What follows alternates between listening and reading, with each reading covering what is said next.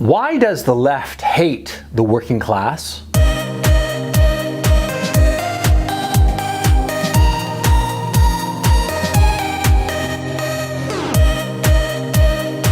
It's actually kind of an important question because it explains the political divide that we're currently living in. There's no question that the left hates the working class. The left no longer does anything in its power to cater to the working class. The question is why? What happened? Why is it that the left, which had traditionally been the party of the working man, has turned its back on the working man and working families? Simply put, it's because the working classes betrayed the left-wing parties. Yeah, that's what happened. Or that's how the left perceives it, at any rate. Because what happened was that, see, the working classes, as they became materially more prosperous, they didn't necessarily find their interest aligned with the left-wing parties anymore. Yeah, that's what happened. Also, insofar as the left-wing intelligentsia, yeah, the working classes, as they became materially more prosperous, saw no reason to rise up in revolution. Yeah, a lot of the left-wing thinkers and theoreticians had been saying that the working classes in the Western democracies, in the capitalist democracies, would eventually rise up and overthrow capitalism and create this socialist utopia, which Marx had predicted, of course, back in the 19th century, and which, of course, we have seen has never happened in any of the Western democracies. On the contrary, the working classes, as they rose materially, became more and more ardent capitalists and didn't want to have anything to do with socialism. Yeah. And so the left felt betrayed in a very real way. Yeah? Left-wing politicians felt that if they worked hard for the working classes would do well enough and eventually start voting conservative. And the left-wing intelligentsia felt that the working classes were not revolutionary enough. And so there was this bitter taste in the mouths of the left-wing politicians and intellectuals that the working classes were not these, how can I put this, these virtuous people who would rise up and get behind them. Oh no, they discovered that the working classes had minds of their own. And that's why they got pissed off. Yeah. Yeah, it's a failure of imagination of the left. Yeah. The left has always been lacking in imagination, insofar as human imagination. Imagination insofar as empathy is concerned. They don't have it. They don't understand that, see, what the working classes have always wanted is very simple. They want to have a decent living, a decent job that gives a sense of satisfaction and a decent wage. They want to have a nice house, and they want to be able to vacation a couple of weeks a year, and they want to be able to provide for their children, and, you know, not much else. Working people have always had very modest ambitions. They don't want to change the world. On the contrary, most working class people, and I'm talking about people from the professional levels all the way down to the quote-unquote working poor or the low-skilled manual laborers, what they all want is just stability and a nice enough living. That's all they want. And it's perfectly reasonable. It's a perfectly modest and achievable goal. There's nothing wrong with this goal. There's nothing wrong with any goal that human beings might aspire to. But it chaffed at the left, both at the political class and the intellectual class, that the working classes didn't want more. They were just happy with a prosperous and a nice enough life.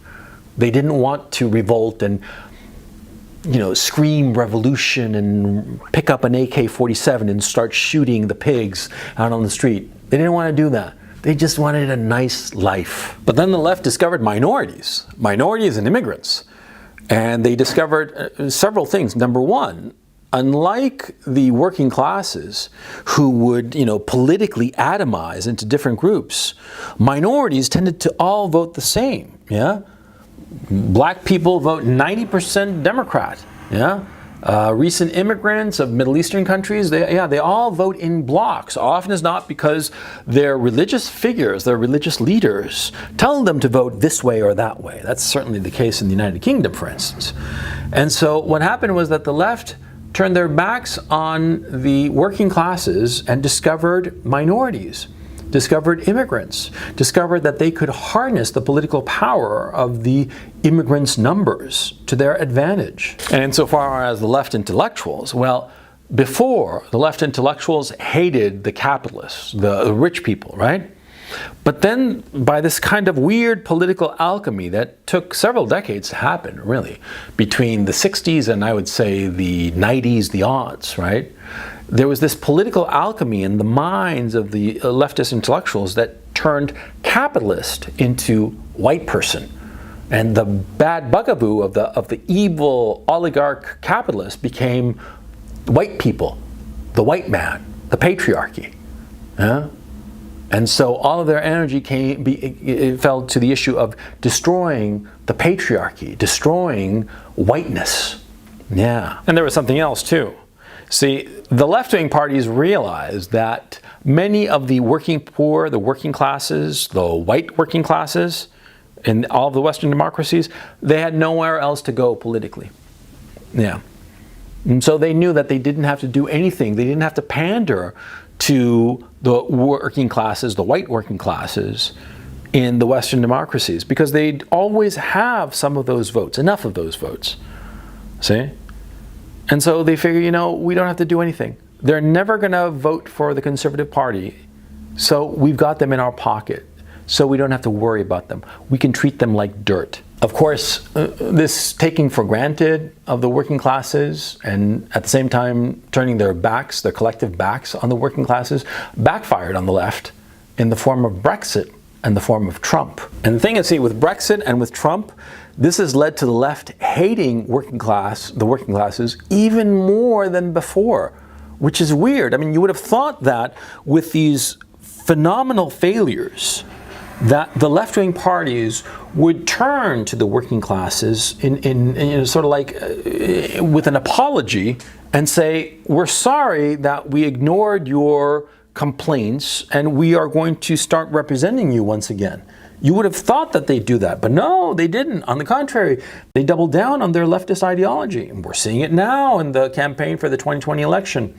They doubled down on their rhetoric. They doubled down on their hatred for white people. They doubled down on their embrace of minority rights to the point where it's tyrannical. These rights, these minority rights have become a tyranny of the minority.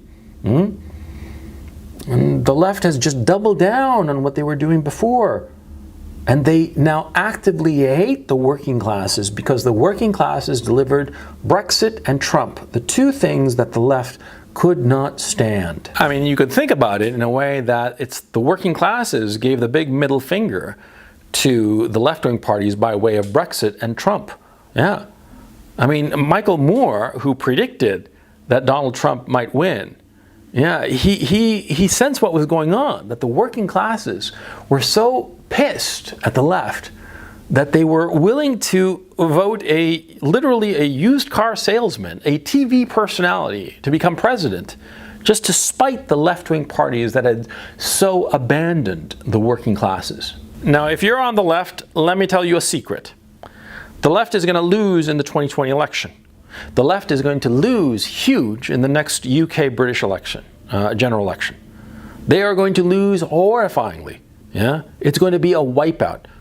The 2020 election, it could wind up being the worst landslide since 1964. And if you don't know about that landslide, go look it up, okay? And that landslide, the Democrats annihilated the Republicans. They got to a point where the Republicans almost ceased to be a party. That's how bad it got. It's going to happen, the exact same thing is going to happen to the Democratic Party in the United States for the 2020 election because they've doubled down on this leftist insanity. Yeah? And they have no longer, and it's not only that they've turned their back on the working classes, they hate them and they say it. They go out of their way to say how much they hate working class people, and they don't care that they're dying from suicide. They don't care about the opioid addictions. They don't care about the misery. They don't care about the fact that 2/3 of the US population cannot scrounge together $500 for an emergency. And that's a fact. They don't care about that. They do not care about the working classes. They say they do, blah, blah, blah, words, words, words. But they don't do anything for the working classes. And the working classes know it. And they are going to fuck them up in the next election. The 2020 election is a foregone conclusion. The only thing that matters is what's going to happen after that election. Will the left wake up and start catering to the working classes, start proposing things that help the working classes? Or will the left triple down, quadruple down in their hatred and vitriol for the working classes and bring about a civil war? That's the only question, really. Because the 2020 election is a lost cause for the left. They are going to be blown out, okay? And I hate to make this prediction because I tend to be one of those people that whenever they make a prediction, you know, it goes the other way. So let me rephrase the prediction. Barring any unforeseen circumstance or any kind of crazy ass change in the game, it is very likely that not only will Donald Trump win re-election, the Republican parties are going to win absolute majorities in the House and the Senate. They are going to wipe the floor with the Democrats. They're going to wipe the floor with the Democrats also in the gubernatorial races and the state Senate seats. It's going to be a blowout of epic proportions. And so the left, they got to figure out what's what. If they figure that what's what is that the working classes are wrong and evil and white, too white, and that they cannot be saved, then after 2020, we're going to have a civil war. Absolutely. That's how it looks now.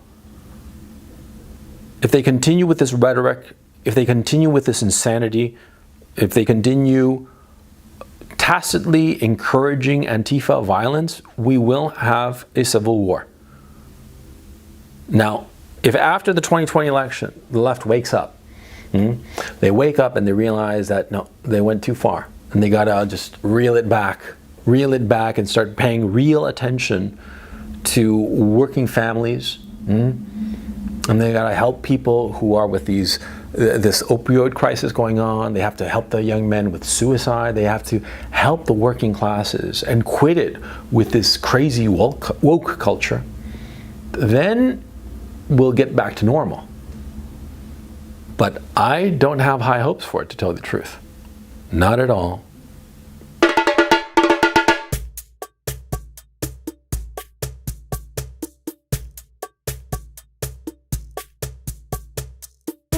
Thank you.